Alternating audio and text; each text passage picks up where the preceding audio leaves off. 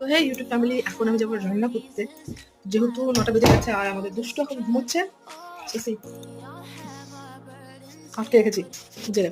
So আজ আমি কি কি রান্না করছি, কি কি রান্না করবো তোমাদের সাথে সবটুকু শেয়ার করবো। তো চলো শুরু করি।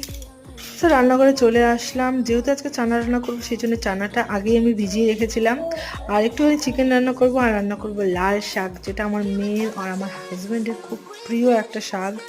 তো শাকটাই দেখুন থেতো করে নিলাম। অ্যান্ড অলমোস্ট আমার রান্না কমপ্লিট। আমি খুব ফাস্ট কাজ করার চেষ্টা করছি, যেহেতু দুষ্টু ঘুমিয়ে রয়েছে। আমি রান্না করতে করতে একদিক থেকে আমি রান্না করছি আর রান্নাঘরটাও ক্লিন করে নিচ্ছি, যেহেতু আমি ক্লিন করতে মানে আমি সব কিছু পরিষ্কার কাজ আমার খুব পছন্দ।